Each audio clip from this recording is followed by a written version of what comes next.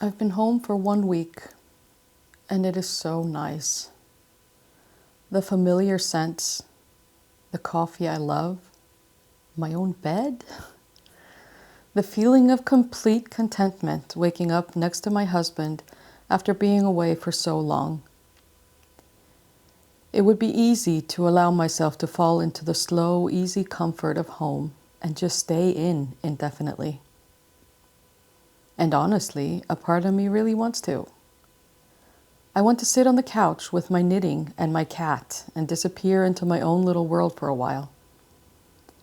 I want to wear the same soft dress every day, light candles in the afternoon, even though it's technically pointless since it's sunny until midnight. I want to make coffee slowly and avoid having to be perceived by anyone outside of this house. After 5 weeks away, home feels almost sacred right now. It feels protective. And I think a lot of introverts know exactly what I mean when I say that sometimes home starts to feel less like a place and more like a shell, a cocoon, a very soft little cave where everything is predictable and quiet and safe. The thing is, I genuinely love solitude. I think sometimes conversation around community become very black and white online, where people either talk about socializing as the solution to everything, or they reject it completely and romanticize total isolation. But most of us probably exist somewhere in the middle. I don't think there's anything wrong with loving your own company. Some people recharge by being surrounded by others all the time, and some people recharge by sitting alone in silence with yarn running through their hands for 8 hours.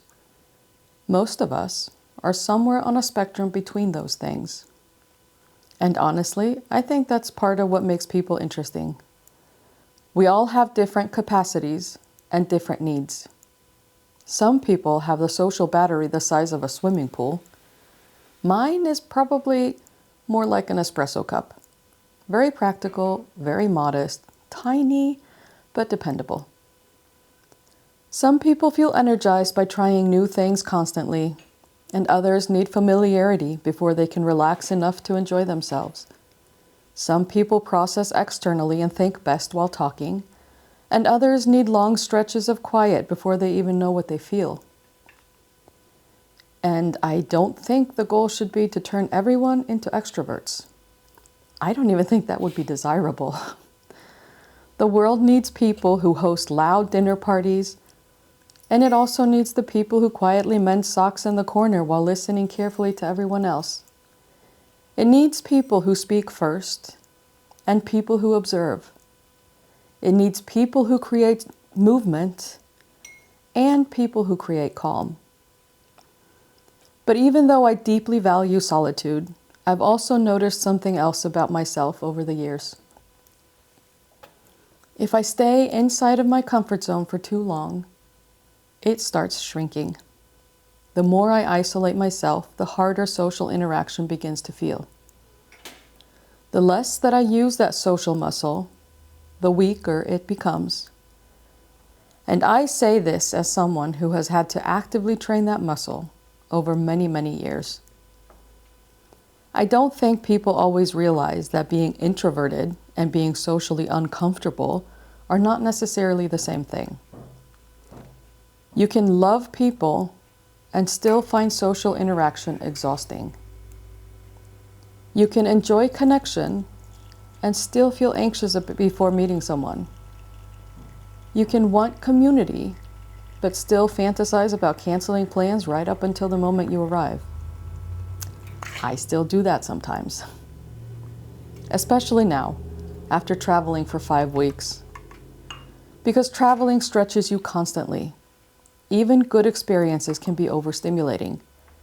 New sounds, new routines, new people, new environments, always being on in some way. And then you come home and your nervous system kind of exhales. At least mine does. I've spent this entire week wanting to cocoon myself away from the world And honestly, I think there's a season for that too. Rest matters. Solitude matters. Quiet matters. But I also know myself well enough to know that if I completely disappear into isolation for too long, the world outside my house slowly starts feeling bigger and scarier than it actually is. And I think many people experience this after the pandemic too. Our comfort zones got smaller. Things that used to feel manageable suddenly felt overwhelming. Sending a message, showing up somewhere new, walking into a room where you don't know anyone. Even these very small social risks started feeling enormous because we stopped practicing them. And I think that's where this idea of the stretch zone becomes really important to me. Not the panic zone. I'm not talking about forcing yourself into situations that completely overwhelm your nervous system.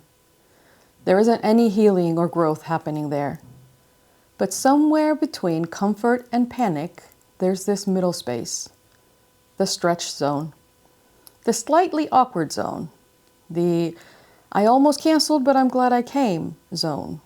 The I stayed for 30 minutes instead of 3 hours and that was enough zone. The I disappeared into the kitchen and started filling the dishwasher because the dining room started to feel overwhelming zone.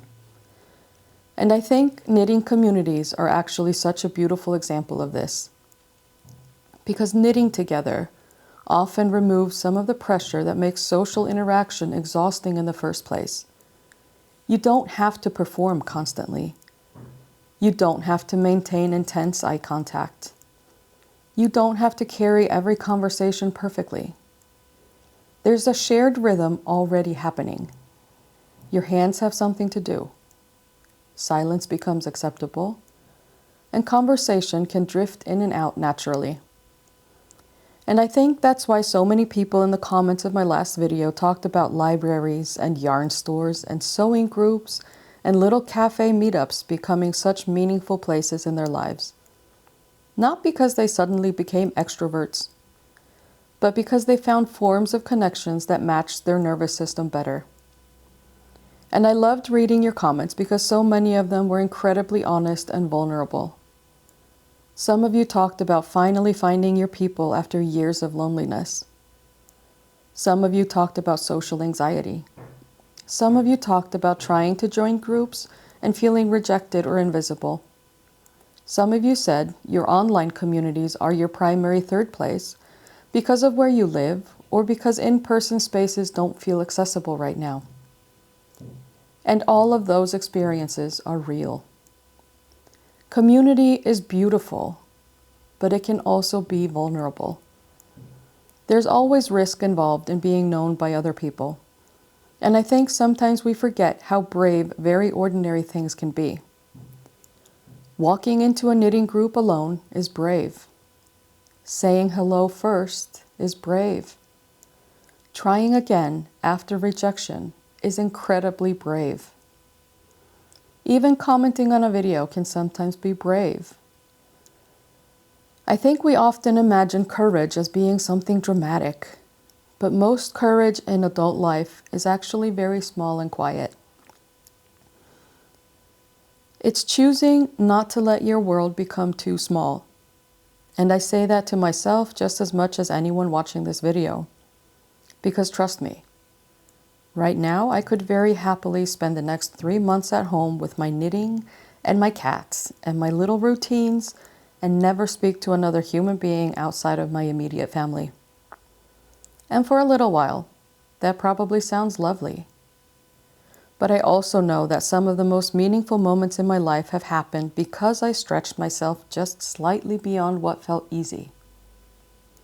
Not into panic, not into pretending to be someone I'm not, and not into becoming endlessly social, but just enough to stay connected to the world and to other people. Because even those of us with espresso cup-sized social batteries still need connection. Maybe just in smaller, quieter, or softer forms. My name is Santra. I live in Iceland, and I'm making a more sustainable, mostly handmade wardrobe slowly and quietly over time. If you're new here, welcome. And if you're returning, welcome back. Hi, welcome. I'm so happy to be welcoming you back here from my home. It's really good to be home. While I chat with you about what I'm wearing and what I'm working on and all of these things that I usually do on my podcasts, I am also going to be fixing a mistake, because I made a mistake in my beautiful mystery musical setup rows for the brioche border. And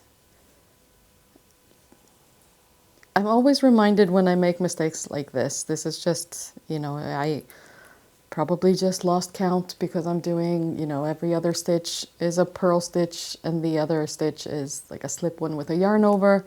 And usually I just fall into a rhythm and I'm not really paying attention to what I'm doing. And sometimes that means that I make mistakes. Luckily it was one mistake, so I realized it when I got to the end of the row, but this row is like 500 stitches or something. I don't remember the exact stitch count, but it's really long. And this is the end of the row, and here is the beginning of the row. And like right here, I have a stitch marker, and this is 74 stitches. And the mistake that I made is here. So you can see that, maybe this is 100 stitches in or something. And I have all of these stitches to frog, and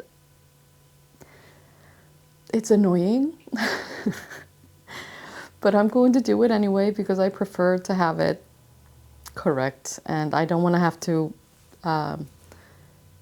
just fix the mistake, because sometimes I just, fix the mistake on the way back, but because this is a setup row, and that means that if I fix it, then where the brioche front and the brioche back is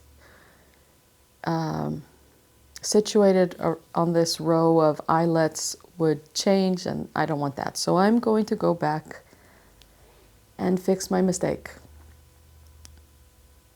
And if this was a knitting circle with young people that I have had before when I was working in the youth in youth work, we had a knitting group that met once a week, and if I was there, I would talk about how knitting helps us to build life skills, helps us to build resilience, and, making the distinction between when our mistakes need to be fixed in order to keep going, and when our mistakes can be just smoothed over with a little bit of work. But that's not what this is. Maybe I will discuss that in a different video. But anyway, I would like, before I start unpicking this, maybe I should show you what I'm wearing. I'm actually wearing my only finished object that I will be sharing with you as well. So maybe you can see it if I stand here. We'll see.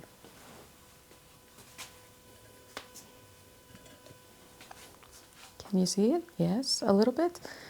So what I'm wearing is my my Morup vest by Christine Moulthrop Holm, or Knit by Moulthrop on Instagram. This was a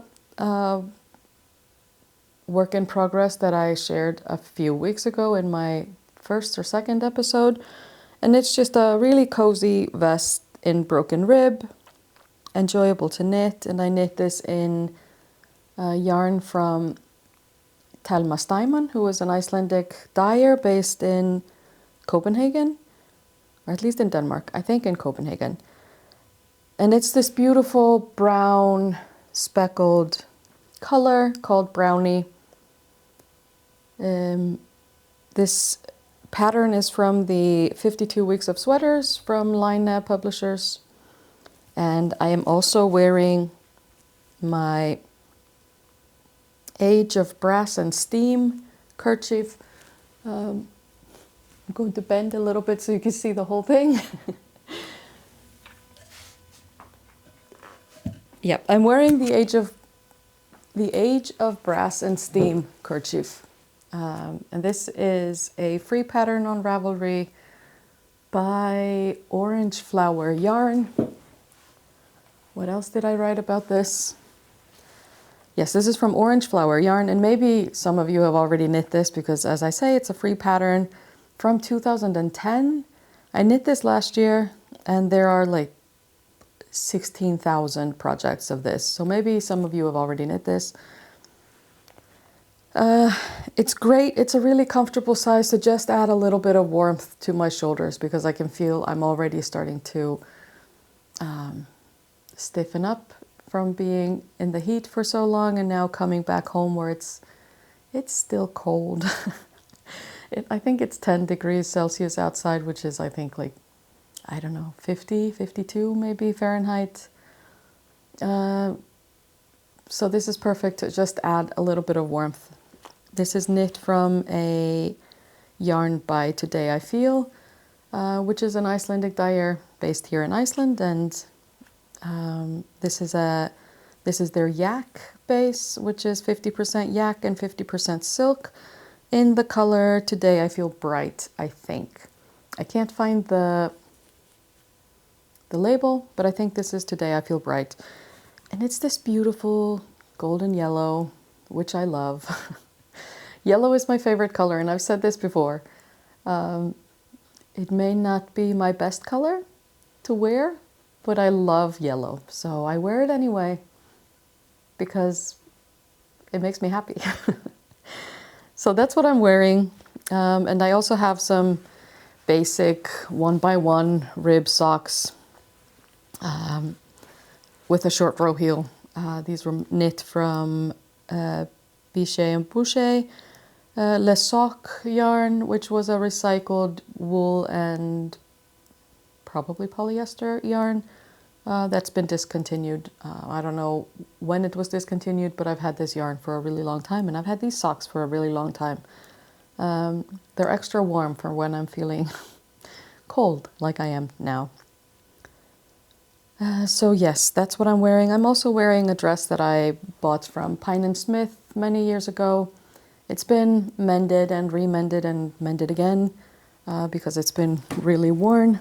I don't know if it's on this side or this side. Yeah, it's here.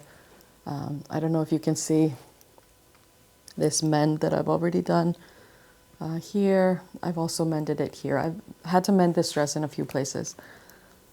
But I actually just really like that. I like wearing things that you can see they've had a life, and not everything needs to be new. So that's what I'm wearing.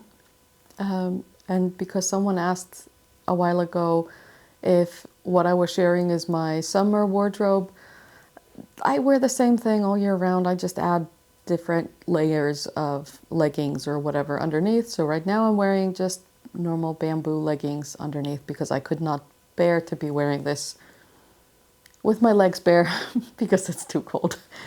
So yeah, that is that. Now on to unpicking this. So the things that I am working on currently, my works in progress, I mean, knitting is a slow craft, so basically it's the same things that I've been sharing before. I haven't made any progress on my Veronica tee, but it's still a work in progress.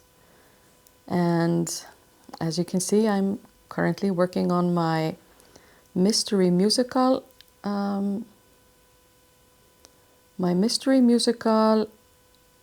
Okay, maybe this is not going to be a good thing to do while I'm also chatting.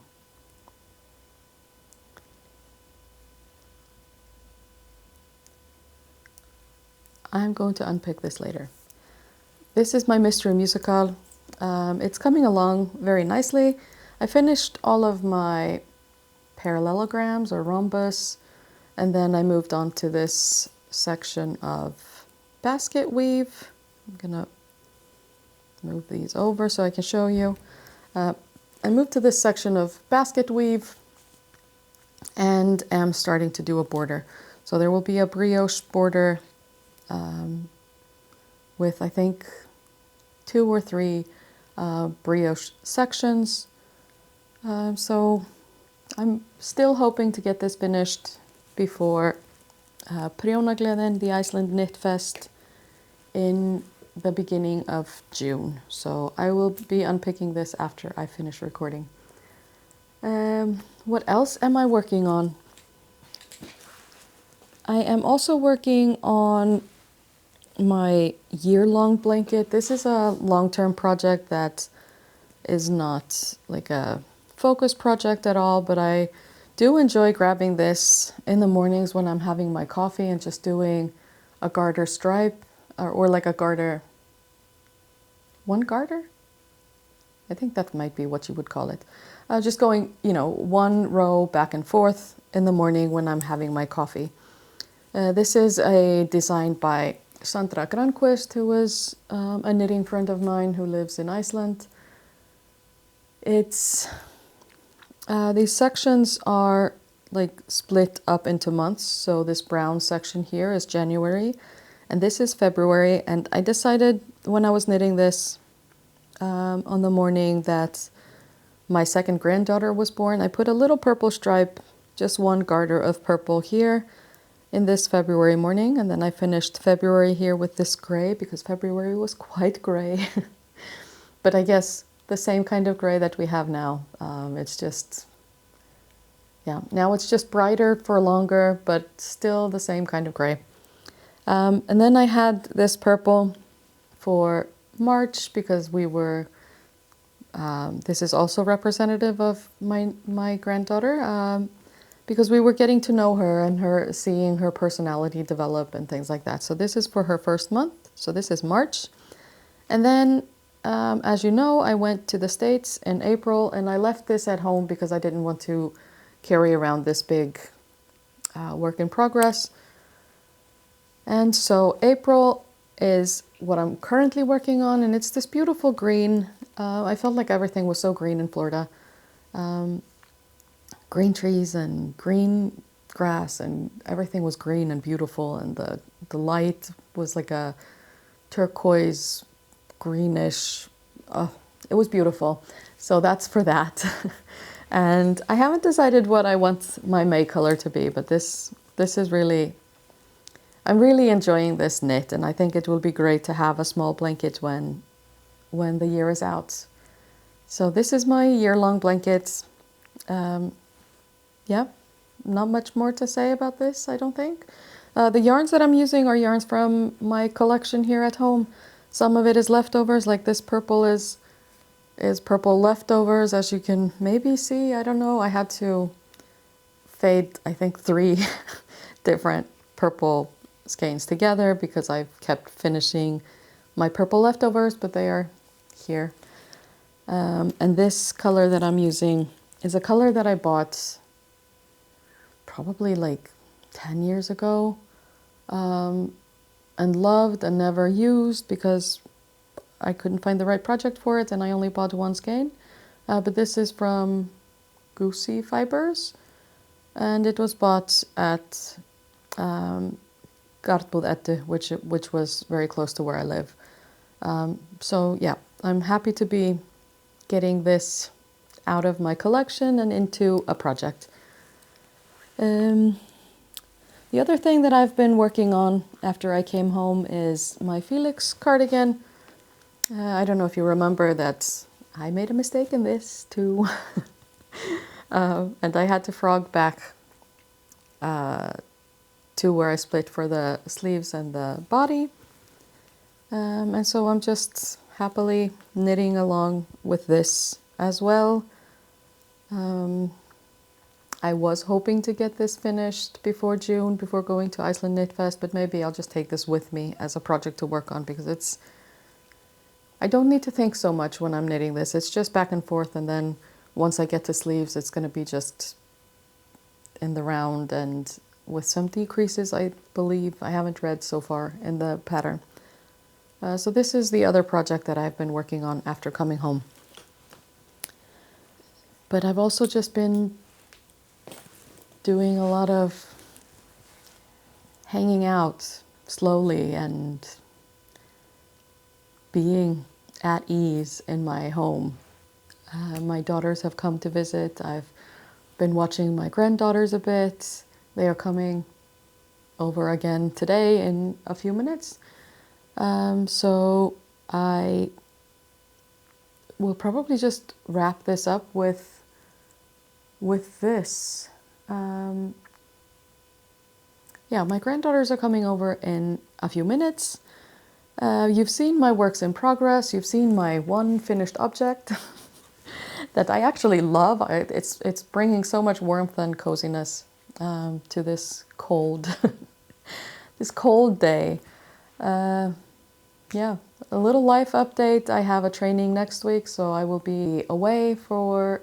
I will leave town on Monday evening, and we'll come back on Friday afternoon. And I'm meeting up with a group of young people who are doing their European Solidarity Corps projects here in Iceland.